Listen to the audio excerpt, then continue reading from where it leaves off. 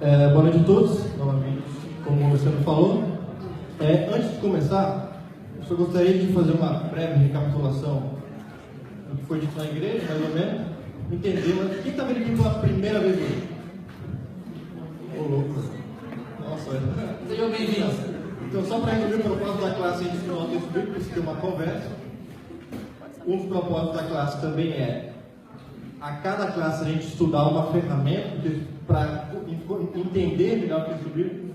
A cada dia iremos estudar uma ferramenta específica e trabalharemos o texto a partir dessa ferramenta. Nosso propósito não é esgotar o texto, né? Mas trabalhar somente com a ferramenta que nós nos propomos a trabalhar nesse dia. O texto é muito amplo, não daria tempo de explorar todos os pontos que são trabalhados. Outro ponto que é referente ao que está acontecendo ali na igreja: ao trabalhar de Gênesis 2 a 11, devemos entender que trata-se de um bloco inteiro narrativo. O que eu quero dizer com isso? A história começa em Gênesis 2 e ela encerra o seu arco retórico lá em Gênesis 11. Então, o que a gente vai fazer? A cada dia que a gente for estudar, Gênesis 2, Gênesis 3, Gênesis 4, acompanhando junto com a igreja, a gente vai estudar uma ferramenta de interpretação, mas também iremos entender como essa narrativa, ou essa narrativa do dia, ou esse capítulo do dia, se relaciona com o arco narrativo inteiro que culmina em Gênesis 11. Deu para entender? Ou seja, vamos trabalhar em duas frontes. Uma primeira é a narrativa individual, e como a ferramenta de interpretação se relaciona com a narrativa individual, e como essa narrativa individual se relaciona com o bloco inteiro, que vai de Gênesis 2 a 11. Pode ser? O elemento, ou passo de interpretação que a gente vai trabalhar hoje, é o mesmo da semana passada, só que com outra perspectiva. Quem lembra o que era da semana passada? Repetição de palavras, né? A gente viu como a Gênesis 1, repetição de palavras marca uma estrutura, como essa estrutura é quebrada e marca um clima. Vocês lembram, né? Então, através da repetição a gente vê como o autor ele conecta diversos pontos da narrativa, e assim, quando essa estrutura é quebrada, vem o clima. Hoje a gente vai ver outro aspecto da repetição, que é bem interessante, porque o autor bíblico usa isso o tempo inteiro. Eventos ou diálogos que se repetem, algumas vezes, se não todas, existem certas discrepâncias nesses relatos. Diálogos acontecem muito em relatos, um pouco raro, mas acontece bastante em Gênesis. Um exemplo muito bom disso, do que ele está falando, a gente também está de Sansão, que a gente analisou. O anjo fala uma coisa para a mulher, quando a mulher fala para o marido dela a mesma coisa, ela muda algumas coisas e acrescenta outras que não estão naquilo. E isso é importante a gente perceber e notar para entender a tensão que isso causa na gente. Perguntar por que ela não falou isso ou por que ela disse isso. Tudo isso tem um objetivo no final. Isso, a gente tem que ver, a gente vai ver hoje, como as discrepâncias possuem um propósito retórico no texto. Ou seja, o autor propositalmente cria relatos que têm pontos discrepantes com um propósito retórico. A gente vai estudar hoje o que é esse propósito retórico. Mas antes a gente ver qual é o propósito retórico, a gente tem que ver quais são as discrepâncias, né? Acho que começou a se trabalhar na igreja. Vamos ver hoje, a gente dividiu, eu acho que em 5 partes, o relato de Gênesis 2. A gente vai fazer o seguinte, para a gente entender essas cenas de Gênesis 2, a gente vai ler a cena, analisar um pouco da cena. Então, tentem manter as perguntas dentro da cena, para a gente não puxar coisa que ainda não. A gente vai falar ainda, entendeu? A gente vai ler a cena, explicar a cena, passa para outra cena.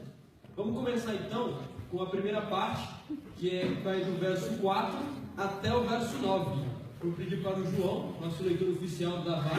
Hashtag Fala João, lê pra gente. Vai, João. Gênesis 2, a partir do verso 4.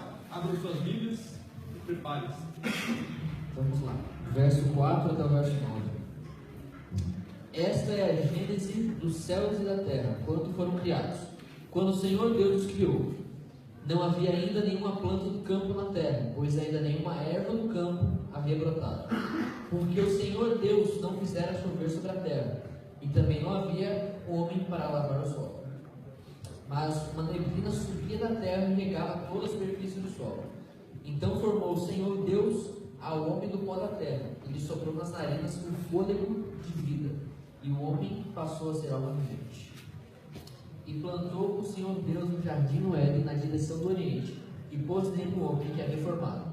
Do solo fez o Senhor Deus brotar toda a sorte de árvores agradáveis à vista, e boas para alimento, e também a árvore da vida no meio do jardim, e a árvore do conhecimento do bem e do mal.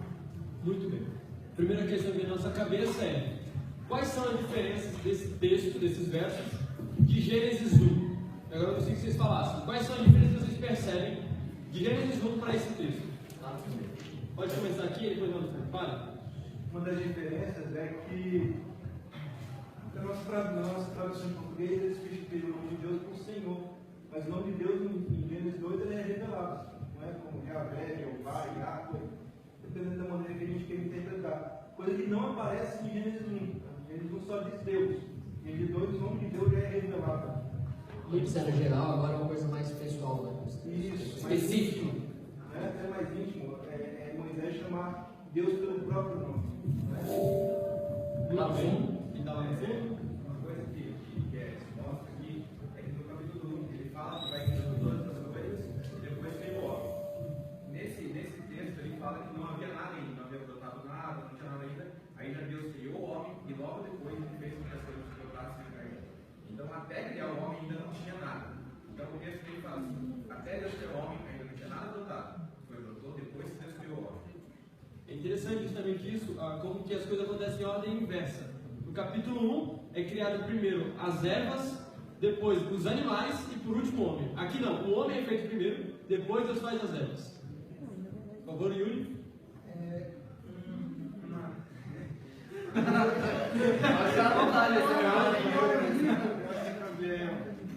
Não, é uma coisa que eu acho legal a gente ver é que quando Moisés escreveu esse texto, a gente pensa como se fosse aqui durante a criação. Ele escreveu isso muito tempo depois da criação. E todo o povo de Israel ele já conhecia esse relato da tradição oral que ela era passada. Moisés foi colocar esse relato. E aí a gente tem dois relatos da criação, Gênesis 1 e 2. E parece que o foco que Moisés quer passar para o público-alvo desses capítulos, desse relato, é diferente de 1 para o 2. O 2 ele é mais específico, é mais pessoal. Parece que o relato do capítulo 2 é mais focado no povo de Deus mesmo, enquanto o relato de Gênesis 1 é mais focado para todos os povos começarem a conhecer a criação e esse Deus do Deus do povo de Israel. Eu acho isso que você falou está relacionado com o que ele falou em relação ao nome de Deus. Exatamente. O nome de Deus que aparece em Gênesis 1 é Elohim, que é um nome para qualquer tipo de Deus. Divindade. Qualquer divindade, né? E o nome que aparece a partir de Gênesis 2 é o pentagrama sagrado, que é especificamente Deus de Israel. Exatamente. A gente percebe essa. Que outros aspectos vocês percebem que apontam para essa mudança de foco? Isso, a gente vê O céu, o firmamento, as águas, não tem aqui no capítulo 2, né? Não é estranho isso? Eu acho que o cenário também é bem diferente. A gente começa com um cenário de águas, né? No Capítulo 1. Isso, e aí o que você falou? Capítulo 2, sem plantas, sem vida. Deserto, né? Sem vida. Bom, mais alguma coisa? Brenda. Interessante que no versículo 4, ele parece estar ligado com o versículo 1 de Gênesis 1, né? Gênesis 1 fala: no princípio criou Deus os céus e a terra. A gente fala: essas são as origens dos céus e da terra. Só que no final do versículo 4, fala: Deus fez a terra e os céus. Ele parece que inverte essas duas palavras, né? O que é interessante que no versículo 5, no versículo 6, no versículo 7, ele repete várias vezes a palavra terra, que é o que você falou, que no capítulo 1 parece que tem um foco na água e agora parece que tem um foco na terra. Isso. É importante ressaltar que algumas versões não têm essa inversão na segunda linha do verso 4. A minha versão diz: esta é a gente dos céus e da terra quando foram criados, quando o Senhor Deus os criou. No original, existe uma repetição. Seria como é que está a que você tem ali? Mais ou menos? Ou se alguém lembra de qual? Fica mais ou menos assim, ó. Esta é a geração do céu e da terra, quando foram criados, quando o Senhor Deus criou terra e céus. Ou seja, começa a primeira linha com céus e terra, e quando ele vai para a segunda linha, ele inverte, coloca terra e céus. Por que ele faz isso? Acho que já respondeu parcialmente. É que dizer que o foco agora é o que se passa na terra, não no aspecto geral. Bruno. Um ponto interessante também é que no verso 7 diz que o homem é formado do pó da terra, uma informação que não tinha no capítulo 1. Então, acho que vai até mudar na última da lá. No capítulo 1 não fala nada de pó da terra, e no capítulo 2 é introduzido. O homem é formado do pó da terra, isso é só a imagem de semelhança de Deus, mas ele é formado do pó da terra. E é interessante, né, Bruno? Porque é o seguinte: o homem ele é alguém significante porque ele é a imagem de Deus, mas ao mesmo tempo ele é um elemento tão insignificante quanto o pó da terra. Eu não sei se eu dito, mas isso aqui Gênesis 1:24, diz que a terra tem produzido seres vivos. Né? Então os animais também surgem do pó da terra. Então, nesse ponto tem diferença entre A gente vai chegar lá, na exposição, é exatamente isso, cara. Tá, então, A gente falando sério, né? Tô vendo você aí. vamos strike. Então, a gente vê a discrepância. Mas agora vamos ver quais são os aspectos dessa sessão que se relacionam com o que vai vir. Acho importante falar um pouco sobre Toledote, né? João, o que significa isso, a questão de Toledote, gerações? Fala pra gente. Hashtag Fala, João. Então, Tem que perguntar, né? aqui em Gênesis 4 aparece, aqui na minha versão aparece Gênesis, no céu e da terra. Na de vocês apareceu origem aqui, né? Geração história também. Tá. Então, essa palavra que aparece aqui, verso 4, é uma palavra extremamente importante para todo o livro de Gênesis. Essa palavra é Toledot, em hebraico. Essa palavra tem várias traduções. Pode ser origem, pode ser geração, genealogia, história, e vai. E essa palavra, ela marca toda a estrutura do livro. Ela aparece em pontos muito específicos em que vai mudar a história. Quando a história vai mudar de foco, aparece essa palavra. Por exemplo, aparece aqui e conta a história de Adão e Eva. Ela vai aparecer ali no final, aqui, quando vai falar da descendência de Caim. Daqui, descendência de Adão, fala. Capítulo 5 fala, este é o livro da genealogia de Adão.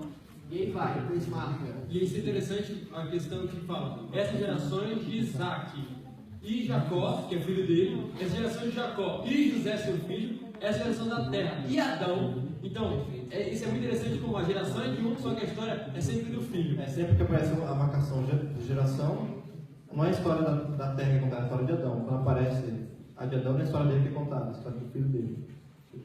Isso é bem interessante. Continuidade, né? A história. É uma questão do próprio pensamento hebraico, né? Então, tipo, parece que você compra um produto e te entrega um outro. Se a gente for olhar pela nossa lógica aí ocidental, parece que a gente está sendo enganado, né? Vai aparecer outras, como os meninos falaram aqui, essa é a história de Jacó. Ele tinha José, 17 anos e tal. Poxa, mas não é a história de Jacó? O que José está fazendo aqui? Então vai acontecer a mesma coisa que a gente está falando aqui com a história da Terra. A história do pai contada através da história do filho, a história da terra contada através de Adão, fazendo essa lógica. E é interessante isso, que é a história da terra contada em Adão, porque no verso 5, se vocês olharem no finalzinho do verso 5, fala que e também não havia homem para lavrar o solo. Então a terra estava nua, né, estava sem produzir nada, só que não havia ninguém para produzir nela, para trabalhar nela. E o homem chega nessa narrativa como uma necessidade. Coisa que não acontece no capítulo 1, né? Quando vem no capítulo 2 o homem aparece, ele aparece como uma necessidade da terra. Outra discrepância com o Precisa de alguém para lavrar. No capítulo 1 parece que não precisa de nada. E daí o homem vem da onde? Da onde o homem é criado? Da terra, ao contrário de Gênesis 1, que o homem vem em existência com a palavra de Deus, né? Então a gente percebe no capítulo 2 esse foco na terra, e esse foco está na terra também em relação ao homem. O homem ele vem da terra e também tem essa relação no nome, né? O homem hebraico Adão vem de Adamá, quer dizer terra, nervoso, vermelho. Ou seja, Gênesis 2 ele vem já trazendo muito forte essa ideia da relação. O homem é uma necessidade da terra e ele vem da terra, ao contrário do que acontece em Gênesis 1. É importante a gente lembrar, né, do pensamento bíblico. O que significa ser pó? O que é pó da terra? O que significa ser pó na Bíblia? O que vocês acham?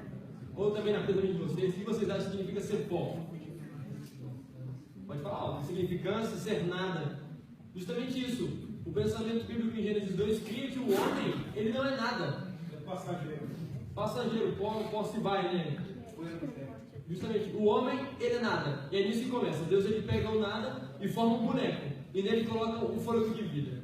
Então, isso atenção, né? Ele é a necessidade da terra, ao mesmo tempo ele é pó. Ele é importante, ao mesmo tempo ele não é nada.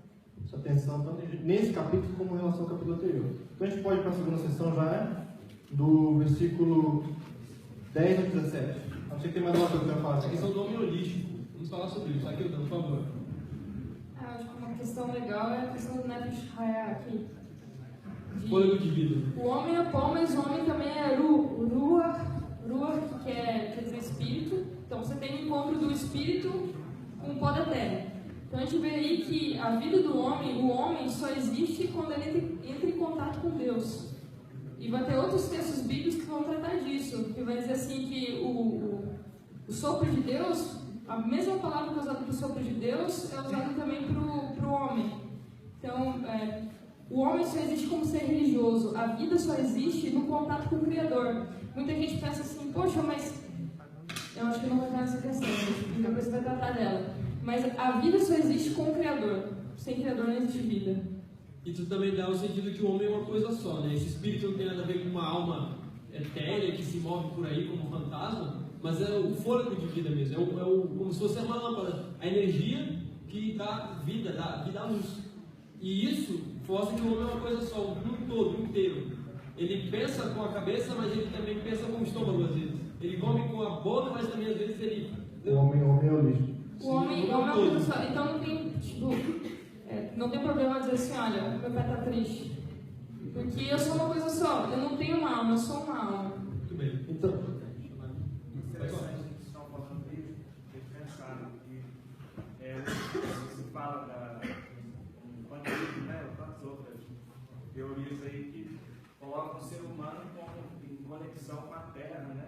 A divindade que faz parte da natureza, nós somos da natureza, ela faz parte de nós também. Se você for ver, é muito similar ao que vocês estão falando aí. Porque se nós formos tirar do pó da Terra, nós fazemos parte da Terra, né, digamos assim.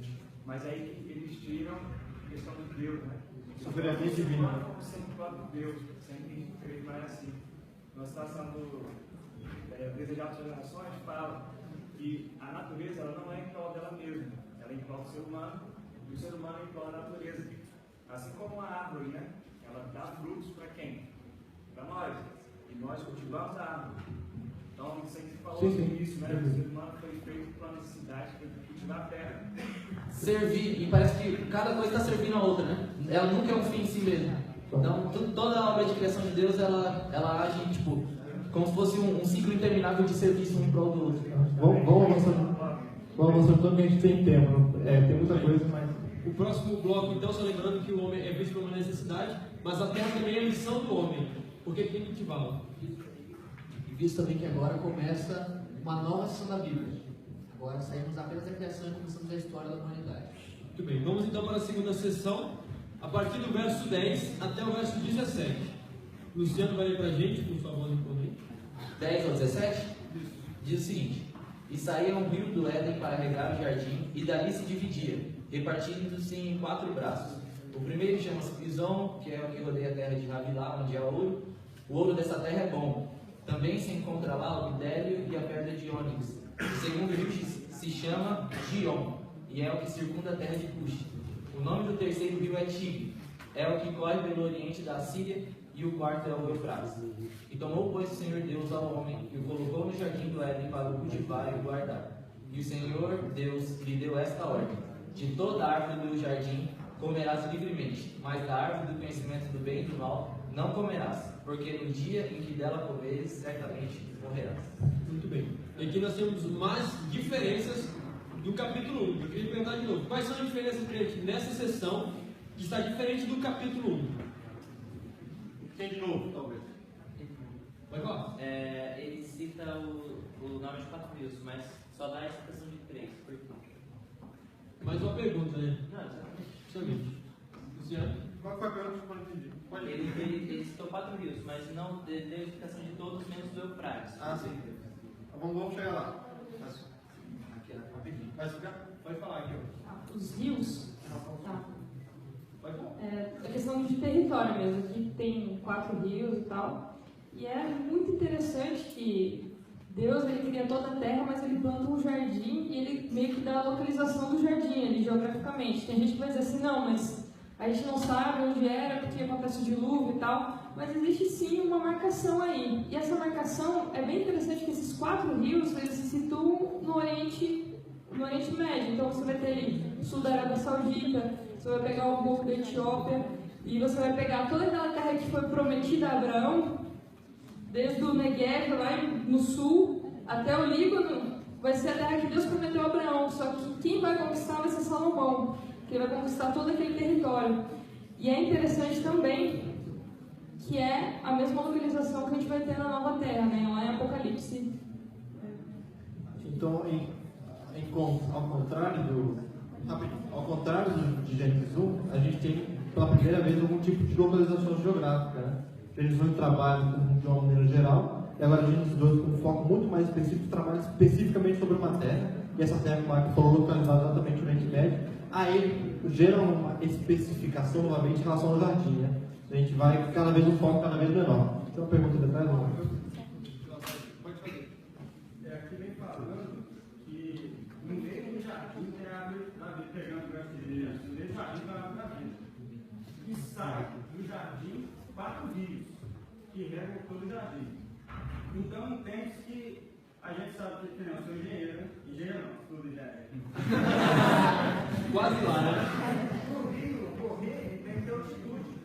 Então é elevado no meio do jardim, a árvore da vida é elevada. Então a árvore da vida era em cima. O jardim é elevado. O jardim é elevado. Então, tipo, era porque ali eles buscavam a presença de Deus. Cara, Deus planta ali, né? Para começar. Deus é que planta, né? Mas isso é muito legal, essa relação de altura, porque a gente vai ver que isso vai se repetindo no decorrer da Bíblia. O pessoal tem que subir para se encontrar com Deus. Tem uma discussão muito grande em relação a lugares altos, e a relação com a mitologia da época, mas pode falar. O local ali, o jardim, depois ele aparece tabernáculo, representado no local específico da adoração. Porque no capítulo 1 ele fala que criou a terra. No capítulo 2 ele especifica o local, o Éden e o jardim. Então ele parece que vai fechando de dentro da terra um lugar e aí um lugarzinho menor para ele se encontrar com o homem. O ponto mais alto, por favor. Um ponto mais alto. Lá na frente ele aparece falando para o homem, ó, faz um tabernáculo e vou ficar com você. Isso é, você vê que isso se repete várias vezes na Bíblia. Por exemplo, quando Deus ele vai construir um santuário, não é uma terra extensa que ele vai falar, não, o meu santuário vai abranger tantos quilômetros. É um lugar específico, cara. Então, a gente tem já de Gênesis, é como se Deus ele tivesse partindo do geral para o específico. O lugar de habitação dele é em um lugar específico. E essa ideia, onde homem e Deus se encontram, um passeio junto pelo jardim, eles estão em harmonia, é algo que o homem depois ele vai buscar esse movimento de volta para o lugar onde ele vive com Deus em paz, em harmonia. Aqui é coisa minha. Rapidinho, é uma colocação e uma dúvida no caso, né? Aqui no verso 8, a gente já passou por ele, mas é importante fazer essa comparação com o verso 14, onde fala assim: e plantou o Senhor Deus um jardim no Éden. Éden era um local, e Deus plantou um jardim nesse local, ok. Mas aí no verso 14 fala que, no verso 15 fala: tomou, pois, o Senhor Deus ao homem e colocou no jardim do Éden para o cultivar e guardar. Esse no e esse do aqui, tem uma relação? Do nada o Éden virou o jardim? Antes era um lugar, agora é um jardim no lugar. Eu acho que é dessa forma que eu entendo. Não sei se alguém pensa diferente, mas eu acho que é esse momento. Não tinha jardim e agora tem um jardim naquele lugar que se como chama Éden. Só rapidinho que ela levantou a mão primeiro. Quando eu estava na igreja, esse capítulo que a gente comentou, então uma coisa que eu acho muito interessante no livro, A Revelação dos Anjos, a Ademais comenta que o Éden, na verdade, foi uma coisa especial a mais que Cristo criou. Ele fez a terra e para querer agradar o ser humano, para colocar um ambiente mais bonito, mais aconchegante, ele foi lá e criou o jardim. Eu achei que isso é uma demonstração de amor muito bem. Foi o que ele falou ali, né? Ele cria toda a terra, isso, a Bíblia fala que eu sou o Senhor de toda a terra, mas ele também cria um lugar específico, sempre em foco específico. Eu acho que a gente poderia também perceber essa relação nos dias. Existem 6 dias, mas existe um dia específico de encontro entre Deus e o homem. O sábado. E assim também no espaço a gente tem um lugar específico de encontro entre Deus e o homem. Deus não se importa com a maior parte, é pequeno percarbônico. Mas a gente tem que entender uma coisa, né? Que a primazia do encontro é o tempo. Isso é bem estabelecido em Gênesis 1. Que é um Deus que a gente se encontra com ele no tempo. A espaço geográfico ele vem a ser subjeito à relação que existe com o tempo. Aqui ó. Pode fazer. Só voltando um pouquinho no ponto que eu achei interessante, pode ser muito viagem da minha parte, inclusive se eu estiver errado. Aquela falou da localização do Éden, né? Que muito possivelmente essa localização é muito difícil. Eu creio nisso. Portanto, que Moisés ele não é antediluviano, ele é pós-diluviano. E se ele está narrando ali é porque ele mais ou menos tinha uma noção de onde que era. Será que na tentativa de Deus tirar Abraão da terra que tirou e trouxe de volta para a terra que ele queria, será que ele quer resgatar essa noção de que, eu não vou saber me expressar direito, de que a salvação vinha do Oriente, porque Deus planta um jardim no Oriente. E se você pegar todo o contexto bíblico, o castigo vinha do norte, mas a salvação sempre vinha do Oriente. Será que Deus tinha essa intenção de, quando trazer Abraão de volta para a terra prometida, que era uma terra que ficava no Oriente, tentar colocar na mente do ser humano de que, não sei, a salvação vinha daquele lugar? Ou que ele queria trazer o homem de volta para o jardim? Existe essa relação geográfica bastante na Bíblia em relação à terra prometida. Também essa relação entre o leste, né, a gente vê a progressão do livro de Gênesis, eles vão seguir para o leste cada vez mais que eles pegam. Mas eu acho que a relação é mais, não com a direção, mas com o local em si. Justamente como se quisesse trazer o homem de volta para o jardim. Sempre a história, a Torá inteira começa no Éden e a gente termina de volta. E Apocalipse traz no jardim. Temos só a Torá, né? Toda a Bíblia, né? É isso que eu não soube me expressar aqui, mas justamente isso, trazer o homem de volta para o jardim. Para o ideal original. Para o ideal original. Né? Então, só focando, então, porque a gente está trabalhando nas divergências, só rapidinho, é introduzido um novo elemento então na narrativa. Uma coisa que não existia em Gênesis 1. Existe um imperativo divino em relação ao homem. Vocês perceberam qual é? Cultivar o solo. Certo?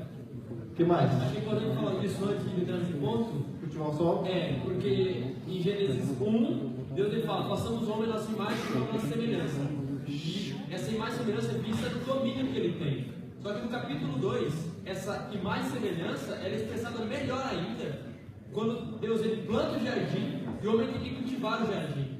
Na verdade, ser a imagem de Deus é um convite para você imitar a Deus. Como Deus ele cria, você também cria através do relacionamento que a Bíblia fala daqui a pouco. Como Deus ele planta, você cultiva. Como Deus ele é o dominador do universo, você é o dominador da terra também. Pode falar? Ele falou ali sobre que de Abraão, que devia trazer as pessoas. Mas não é esse o objetivo da aliança feita com Abraão? A gente serão benditas todas as famílias da terra. As pessoas viriam para lá, elas aprenderiam sobre Deus no tempo. E aí, de repente, quando Jesus viesse, ele usaria o próprio tempo para ensinar mais sobre o que é a lei, o que é ser, o que é viver aqui no mundo. Justamente. Eu acho bonito assim que você pega o Gênesis 1, né? Existe toda essa relação de completude, né? Deus cria tudo muito harmônico, muito perfeito, mas também existe uma questão de exclusividade, porque Deus ele fala e as coisas existem, mas ele faz questão de plantar o jardim, Deus planta o jardim. Essa é uma discrepância também do capítulo 1 para o 2, é porque no capítulo 1 tudo ele fala, mas no capítulo 2 tudo que ele faz é com as mãos. Ele faz o homem com as mãos, ele planta o jardim, a terra e a relação do homem com a terra, não só no nome, né, de ser Adão e Adamá, mas também de plantar a terra e de fazer um com e a semelhança de Deus é através da ação. Assim como Deus planta, o homem cultiva e guarda. Tem duas mãos ali. Uma pergunta: o que seria esse cultivar? Porque a gente cultiva algo que precisa da sua atenção, porque não é perfeito, né? Está sujeito a pragas e outras coisas. O jardim era perfeito. E o homem tinha um papel ali. Que papel seria esse? Mas a gente tem muito esse pensamento, né? Que não, a gente só pode cultivar a terra hoje porque ela é imperfeita. Mas naquele tempo talvez não fosse assim também. Talvez ela precisasse de um cuidado especial. Não de pragas e tudo mais, mas para você também expandir esse jardim para o mundo todo. Quem sabe não fosse essa a missão do homem. Isso aí. Pode falar? Eu queria pedir desculpa a minha fala, né? Porque estou ainda aprendendo a falar. Tudo bem, a gente está entendendo perfeitamente, viu? Pode falar. Aqui eu também estou aprendendo a falar sobre português. Eu acho que nesse momento não se eu nasci que tem uma faculdade de ensino de engenharia agronômica para ensinar Adão e Eva como plantar, porque a tarefa dele era cultivar a terra, tá bom? E lá Deus está mostrando como que ele tem um amor. Ele não pede uma coisa ao homem que ele não faz para mostrar para ele como fazer isso. E Deus, como ele sabia, se você ler o texto no início, a gente versículo 4, ele falou que não tinha Eva no campo. Isso, na agronomia, estou fazendo agronomia aqui. Deu para perceber. Na agronomia,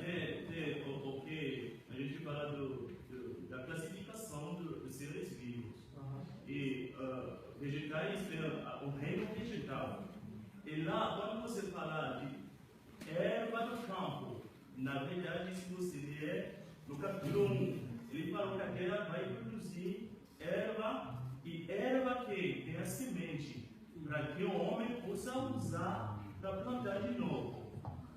Beleza? E aqui, ele fala que não tinha erva no campo, e não tinha homem para trabalhar o solo. Todos são ligados. Então, ele vai plantar um jardim para mostrar ao homem como, o que ele deveria fazer esse trabalho. E quando ele coloca água, se você olha, se você precisar sobre como fazer uma tarefa, como fazer um campo para produzir milho, para produzir tudo, a primeira coisa, a gente procura um lugar onde tem água. Existe essa. Isso que coloca água. Existe essa progressão, né? Ele vai mostrando o homem para o homem saber imitá-lo, né? Existe essa progressão, o homem tem que imitar Deus assim como ele age.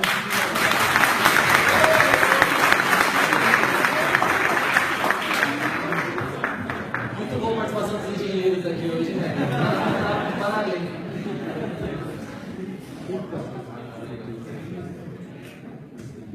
Rapidinho só.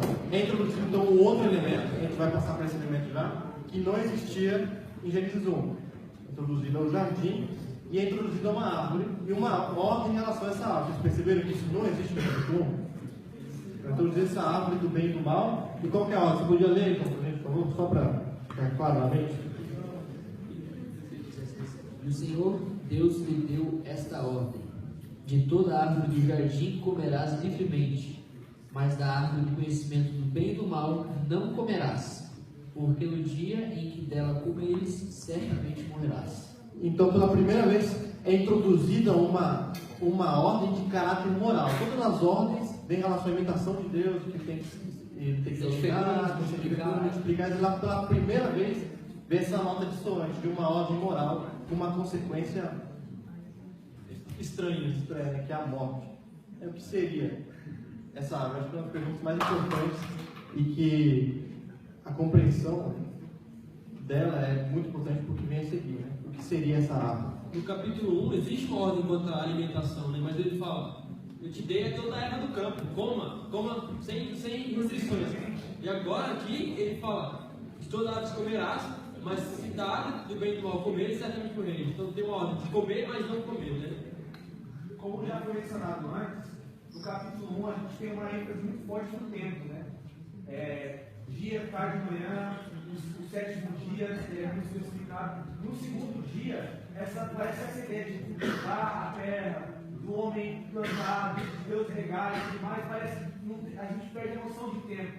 Parece que esse relato demora mais do que o capítulo 1. E achei interessante que agora no versículo que a gente leu sobre a árvore do conhecimento do bem e do mal, onde ele fala que se vocês pecarem, se vocês desobedecerem essa ordem, vocês vão morrer, tem um paradoxo aqui, porque a gente lê e não encontra tempo. Só que aqui tem uma ordem que fala que se eles não obedecerem a ordem, que eles vão acabar com o tempo deles. Então é um paradoxo muito legal isso, claro. E quando a gente. Tá balançando já. Pode falar. Eu só achei curioso, porque assim, eu acho que eu li numa visão, não sei se alguém pensou a mesma coisa que eu, assim. O Senhor Deus me deu esta ordem: de toda árvore do jardim comerás livremente. Daí eu pensei tipo um pai: ó filho, tem todo esse banquete, todas as coisas que tu gosta, mas daquilo ali tu não pode comer. E quando eu vi isso, me chamou muita atenção, porque daí eu ia ficar pensando: mas por que eu não posso comer aquilo ali? Eu não ia ficar pensando em tudo que eu tenho, eu ia ficar pensando: por que eu não posso comer aquilo ali? Mas o pessoal não é assim aqui, não, é só você. Tô brincando. Só que o pessoal não é curioso assim, não, é só você. Porque é de propósito que Deus falou, mas sei lá, parece que. Parece arbitrário. É provocar, entende? Parece que é provocar. E quando a gente pega esse texto aqui, a gente já tem uma frasezinha ou uma expressão-chave que resume já. Existe um problema de ordem moral que o Vincenzo havia comentado, que agora existe um não, você não deve fazer. E como que a gente resolve isso? Qual que é a expressão? O homem tem livre-arbítrio. Alguém já ouviu falar de livre-arbítrio aqui? Mas eu tenho que ter muito cuidado falar sobre isso. Mas eu gostaria que vocês me entendessem, que caminhassem comigo aqui agora na raciocínio. Quando a gente fala de livre-arbítrio, o que a gente sugere? O homem é livre para arbitrar. Ele sabe dizer o que é e o que não é, o que é bom e o que não é. Não é isso? Não pressupõe essa ideia? Mas desde o capítulo 1, o que é apresentado é Deus dizendo o que é bom. Na verdade, no capítulo 1, primeiro dia, eis que era muito bom. Aí até que no sexto dia fala que era muito bom. Nós temos aí uma coisa que marca no final do capítulo 1 e limita o homem, que é o tempo. Todos os dias são do homem, mas tem um dia que não é do homem, é um dia que Deus separa. O homem faz parte disso, porque Deus ele abençoa e santifica o sábado, mas é Deus quem separa o sétimo de todos os outros. Então é como se Deus estivesse falando, olha, todos os dias são Deus, mas nem todos os dias são Deus. Eu sou soberano. O sétimo dia é santo, separado. Quando a gente chega no final do capítulo 2, aqui na metade do capítulo 2, Deus ele também, ó, de todas as árvores, tudo é seu, mas ao mesmo tempo, nem tudo é seu. Porque tem um espaço, um jardim, e dentro desse jardim tem uma árvore da qual você não vai comer. Então, mais uma vez, a gente tem uma limitação. O homem tem tudo, mas ele não tem tudo. Duas coisas aqui são muito importantes. A gente, como eu já disse, a gente coloca essa ideia de livre-arbítrio como se ele tivesse capacidade de arbitrar alguma coisa. Como se o ser humano fosse soberano sobre as decisões e escolhas. Mas, até aqui, quem é soberano na história? Deus. E mais uma vez Deus vem e fala, não comerás. A gente tem, então, esse discurso, que na minha opinião, acho que, o texto, ele não concorda com essa ideia de livre-arbítrio. Deus é retratado como soberano e o ser humano é livre para obedecer. Ele não determina as coisas.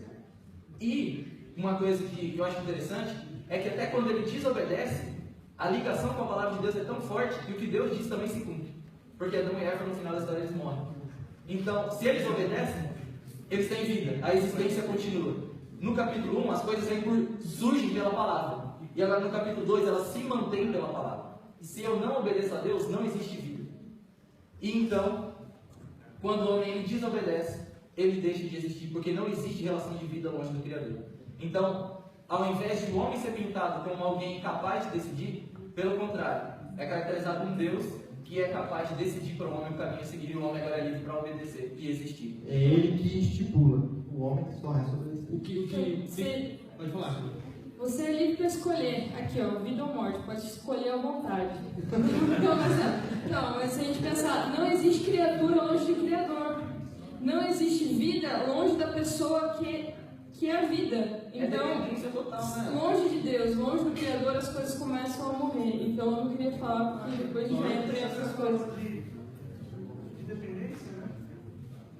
Isso mesmo, questão de imagens semelhantes, imagens de Deus. É como se fosse uma sombra, né?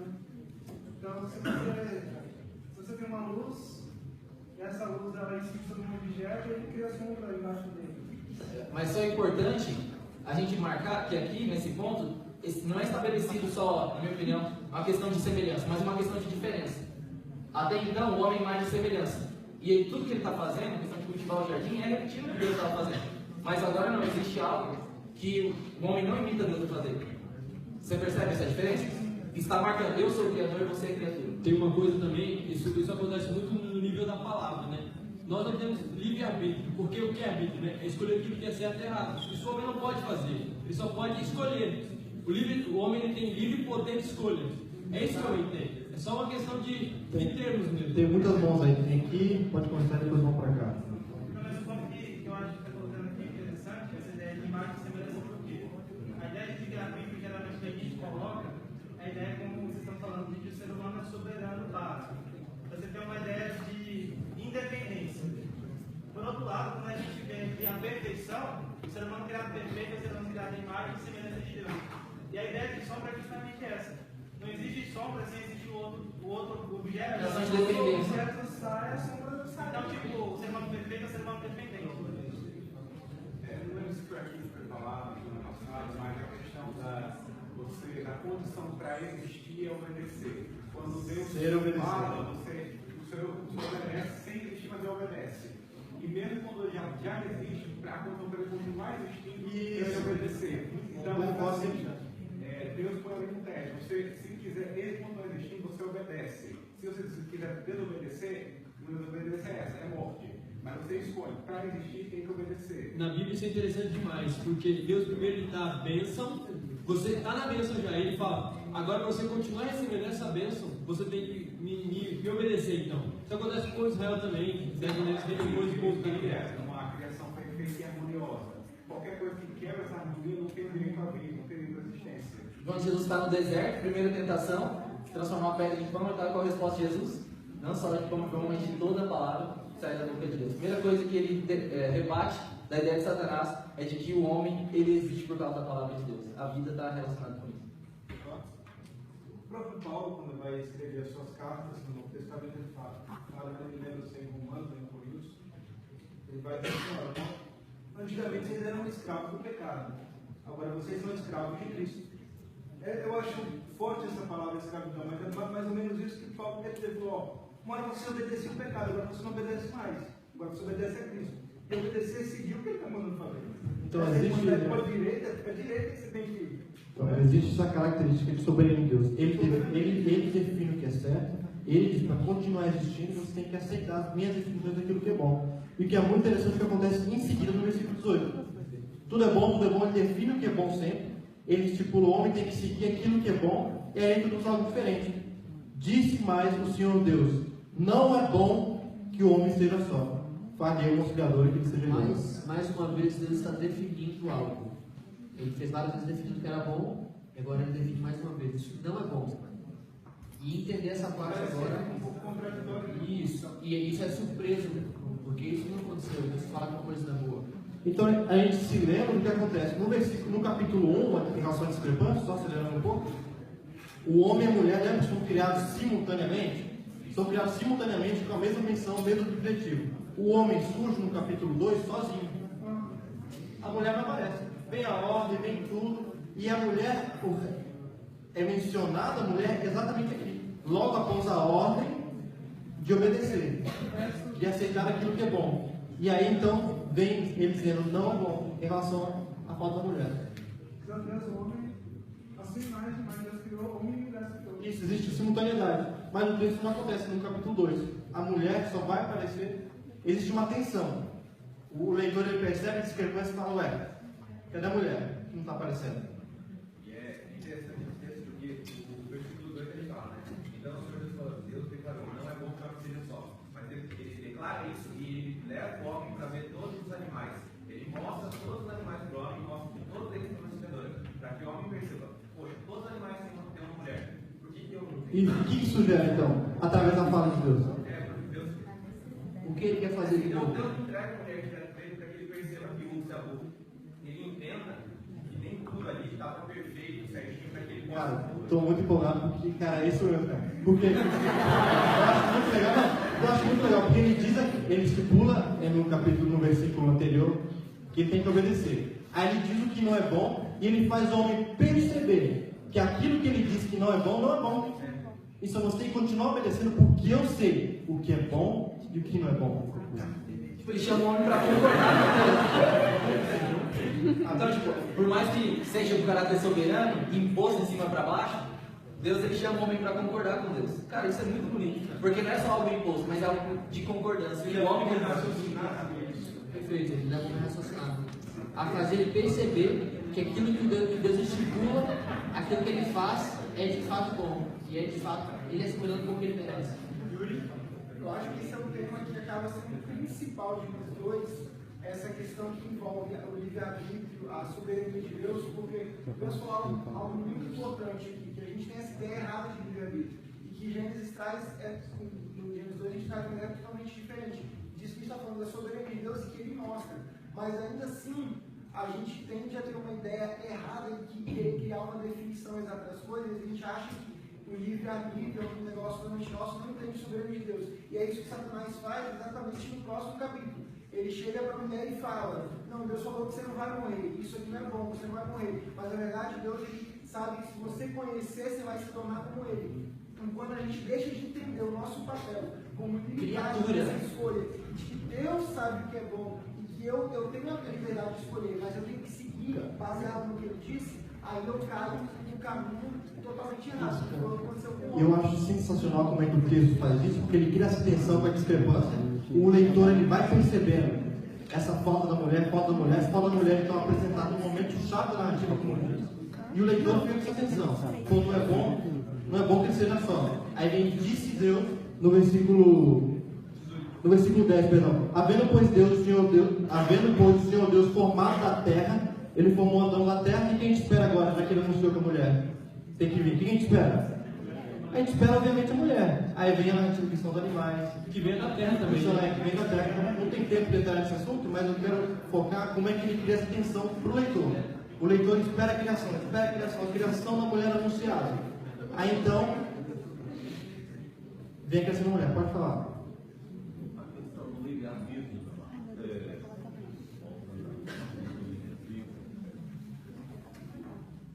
nosso Deus, nosso Criador, nosso Pai Sagrado, realmente ultrapassa aquilo que a gente pode entender, mas os animais, o biorritmo da natureza que nós fazemos parte, é algo assim perfeito. E como toda a natureza obedece aquilo que está escrito por Deus dentro das suas vísceras, nas células, dentro da constituição de cada ser. Né? Existe essa continuidade da parte deles de obediência à natureza. Vamos dizer assim, essa harmonia de estar em sintonia com o Criador é a felicidade. O mundo perfeito de Deus é esse, né? Está tudo em harmonia. Isso vem jogado na obediência, né?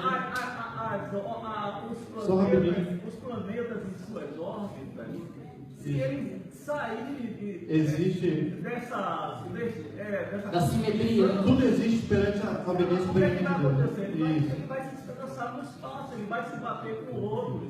Mas ele fica durante a eternidade tirando da sua órbita dentro de uma. Fazendo parte do todo da criação. Que a base quando sai de dentro da órbita, que é da constituição da consciência, da constituição do universo, realmente só há confusão. E nós vemos isso até mesmo nos animais. Você vê os animais com um período certo, as fêmeas começam a acasalar. É como seria a mulher, a moça, para casar. Isso. Mas você vê que hoje em dia. Sem querer interromper você, que a gente está avançando no tempo. Mas que poucas hoje em dia querem aceitar realmente viver dentro da identidade, dentro do princípio do biorritmo da natureza. E além disso, ainda acha que é o normal. A quebra do biorritmo dentro do seu próprio ser. Então, no biorritmo do texto estava falando que da incompletude. Isso, existe uma criação de uma tensão. A mulher anunciada, como eu disse lá atrás, a mulher anunciada, então a tensão, a mulher não vai vir, a mulher não vai vir, até que finalmente a gente chega no clímax do texto, que é o versículo 21 e 22. Então o Senhor Deus fez cair pesado fogo sobre o homem, e este adormeceu, tomou uma das suas costelas, fechou o lugar com carne. E a costela que o Senhor Deus tomara ao homem, transformou numa mulher e da trouxe. Então a gente vê essa tensão materializada na filha do homem, né? Essa tensão de que a mulher não aparece tão feita uma filha do homem, o homem percebe através disso, o leitor percebe através disso, essa incompletitude do homem. E o que vem a seguir é muito legal, cara. Porque essa tensão é construída, e a gente chega no clímax com o diálogo de Abraão, Adão, o diálogo de Adão. É a primeira fala do homem na Bíblia inteira. É o clímax de Gênesis 2. É uma poesia. Eu vou ler aqui para vocês e o Vincenzo vai comigo. Calma aí, esse auxiliador idôneo aqui. Explica rápido então. Como assim, gente? Eu tô esperando esse momento. Desde o início. Brilha! Eu sou enquiasma hoje, né? Muito bem. Estamos em casa aqui desde o início. Então, o que seria auxiliadora que seja idônea? Auxiliadora, ajudadora, a gente tem uma conotação ruim na nossa cultura, porque quando você fala assim, o ajudante do pedreiro, quem é ajudante do pedreiro? Alguém que é submetido, alguém que é dependente de outra pessoa. O ajudante do pedreiro é dependente do pedreiro. Inferior. É alguém inferior. Então, mas quando a gente tem ajudante na Bíblia, esse Ezer, que quer dizer ajudador, ele aparece 21 vezes. E dessas 21 vezes, 16 vezes aparecem para Deus. Então, é Deus quem ajuda Israel, é Deus quem ajuda Jacó. Então, aqui a mulher está sendo comparada a Deus. E também a gente vê que o Kinegdó, idôneo, quer dizer, que lhe é correspondente, que lhe é compatível. Então, aqui, na mentalidade hebraica, quem ajuda, quando a gente estava falando de ajudador, é alguém que é superior, porque eu sei uma coisa e você não sabe. Se você precisa de ajuda, você precisa de ajuda de alguém que saiba aquilo que você não sabe. Então, essa pessoa está em superioridade a você, está num patamar maior. Então, é como se aqui não existe hierarquia, a gente acabou de falar isso. Não existe hierarquia entre homem e mulher nesse relato. Mas se existisse, seria da mulher, porque ela é superior ao homem. Ela é ajudadora, ela é comparada a Deus. Só que ela também é que nem igual. Ela é ajudadora, ela é superior, só que ela é igual. Então, você é um ajudador, só que você não é superior, você é compatível, você é igual. E ao mesmo tempo, esse Kinegdó, essa idônea, ela também vem da palavra neged, que é você estar em frente a. Você, é como se a mulher, o Adão, ele vai olhar para a esposa dele e vai pensar assim, ó, você é igual a mim, mas ao mesmo tempo você é diferente. É esse confrontamento. Os dois são iguais. Os dois são a imagem de Deus, mas existe algo na mulher que é único. Então existe essa confrontação, é uma relação complexa. E outra coisa que é importante dizer é que o homem, o Adão, vem da Adamá, o homem vem da terra. A missão dele está em relação à terra. Assim como Deus domina o universo inteiro, Adão ele domina toda a criação. Então, Adão é comparado a Deus. E ele tem uma missão que é a terra, ele vem da terra e a missão dele é em relação à terra. A mulher, a Isha, ela vem do Ishi. Então, ela é comparada a Deus porque ela é ajudadora, assim como Deus é o ajudador de Israel, assim como Deus é o ajudador de todos nós. A mulher é ajudadora, comparada a Deus, mas como ela vem do homem, a missão dela é em relação ao homem. Algumas pessoas dizem assim, então a mulher vai lá, lavar, passar e vai, lidar no fogão e tal. Só que essa ideia, se a gente for lá para Provérbios 31, quem é a mulher de Provérbios 31? Mulher virtuosa. É uma mulher que ela cuida da família dela e tal, mas ela decide que propriedade ela vai comprar ou não. Ela decide, ela sabe trabalhar bem com as mãos e tal, ela faz trabalhos manuais, ela faz púrpura e tal. Só que ela vende o que ela faz, então ela é uma mulher que ela pode se dizer que é comerciante. Com o dinheiro que ela ganha, ela faz filantropia também, porque ela ajuda os pobres. Ela é uma mulher que ela tem voz na sociedade, porque os juízes e tal da terra a conhecem, então ela não é uma mulher calada. Então são papéis que a mulher toma para ela em Provérbios 31, que você olha assim e você pensa assim, nossa, mas esses papéis aqui são meio masculinos, mulher não é uma mulher frágil, mas ela fala assim que é uma mulher que ela tem os braços fortes, ela trabalha os braços. Então a gente vê que a ideia que a gente tem de mulher na Bíblia muitas vezes é diferente do que a gente tem. Pode falar, amiga. É interessante a gente ver essa conformidade em toda a Bíblia, né? Porque ao mesmo tempo que tem essa definição da mulher no Gênesis e tem essa definição da mulher em Provérbios com a mesma grandeza, então a gente tem o texto que a gente estudou na lição semana passada, falando sobre a mulher submissa ao homem nas relações sociais, né? A gente percebe que a palavra submissão, tanto quanto a palavra auxiliadora, ela é vista como alguma coisa que fica abaixo, mas a gente deveria olhar como companheira, como a gente é igual, mas cada um tem seu papel. Todos nós temos a mesma importância, cada um em uma área, do mesmo jeito que o homem, o propósito do homem na terra, o propósito da mulher é o homem, mas aquilo não diminui a mulher. Sim, só uma coisa que eu queria falar, cara, super concordo com você. A única coisa que a gente deve se lembrar é que a mulher ela não é criada em submissão, isso bem?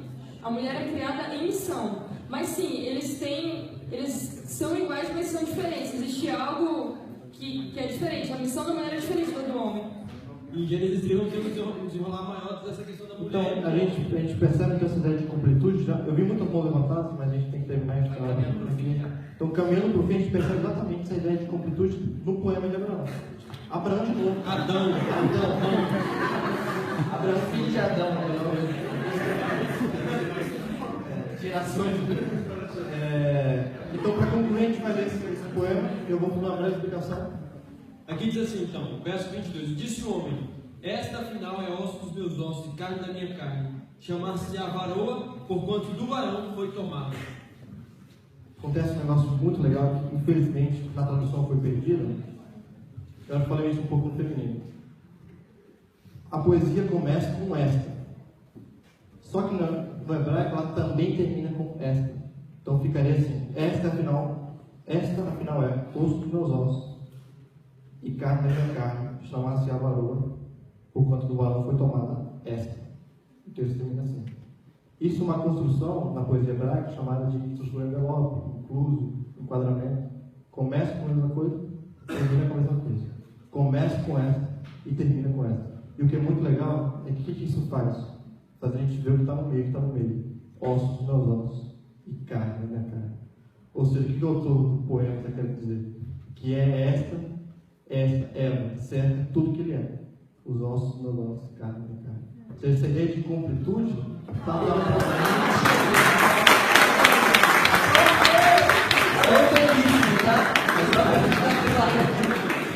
Essa ideia de completude está no poema. Ela é o que cerca ele. Que lindo. E ele é. O que ele é está cercado por ela. E o próprio poema exprime essa ideia. E que é muito legal, que esse é o clímax do texto. A poesia de Adão. Assim como Gênesis 1, o clímax é o sábado, a gente conclui, então, tudo deságua na relação homem e mulher. No casamento. João? Então, hoje estudamos Gênesis 2.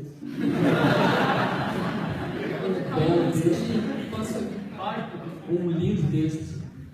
Em Gênesis 2, as gerações se iniciam, uma nova parte da Bíblia começa. Não mais só a criação, mas agora a história da humanidade se inicia. E várias tensões são iniciadas. E o autor, ele artisticamente, como a gente viu, deixa em aberto para resolver depois. Uma angústia no texto gigantesca e aberta. O homem é a semelhança de Deus, mas não está completo. Isto não é bom. Essa angústia é aberta. E temos depois, aqui no texto, essa angústia saciada. A mulher aparece e agora a semelhança de Deus é completa. Está em seu ápice. Este é o clímax de tudo. Assim como o sábado, um dia separado, o único dia, apresenta a dimensão de Deus e o homem no tempo, o homem e a mulher, únicos, como um. Eles representam a semelhança de Deus em seu ápice, representando Deus na terra através de sua semelhança, através de sua imitação.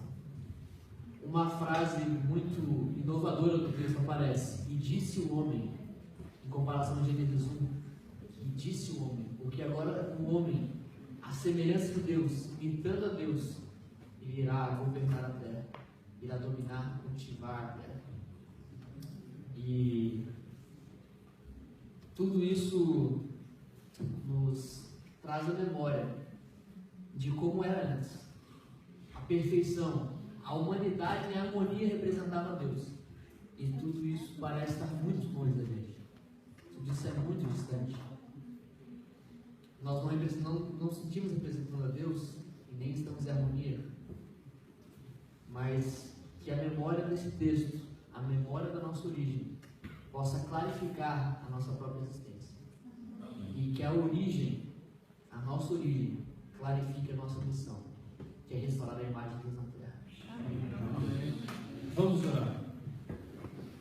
Nosso Deus, nosso Pai, quão grandioso é o Teu nome e sublime em toda a terra. Só Tu, Senhor, é poderoso para salvar.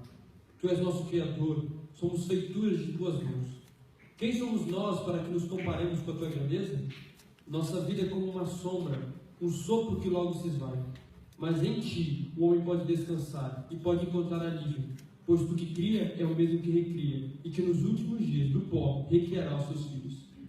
Que ao olharmos para trás, para a nossa origem, possamos enxergar nosso objetivo. E ao contemplar as mãos do Criador sujas de barro, entendamos o valor das suas mãos sujas de sangue. Como começou, há de terminar, pois tu prometeste, nosso Criador e nosso Redentor. Amém. Amém. Valeu. Sexta que vem tem mais. Gênesis 3. 3. Se as outras perguntas, procure e jogue lá na página da Marca, que a gente vai procurar responder. Tem todos os três.